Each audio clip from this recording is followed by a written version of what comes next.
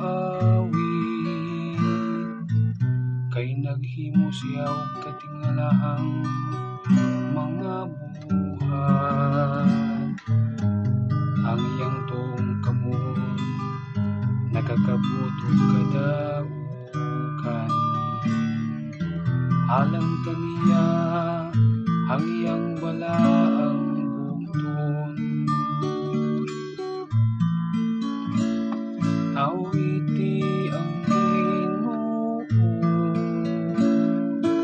og bagong awit kay naghimo siya og katingalahang mga buhat. Ang Ginoo nagpahibalo sa iyang kaluwasan,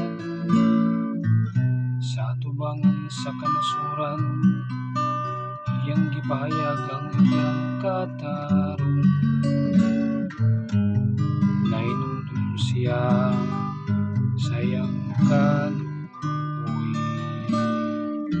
ug sa iyang kamatinud-anon alang sa balay sa Israel. Awiti ang Ginoo og bagong awit kay naghimo siya og katingalahang mga buhat. Ang tanang kautlanan sa yuta nakakita sa kaluwasan, naghimo sa atong Dios.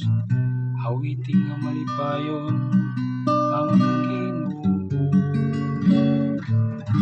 Kamutan ng kayutaan, singgit kamo sa pag-awit.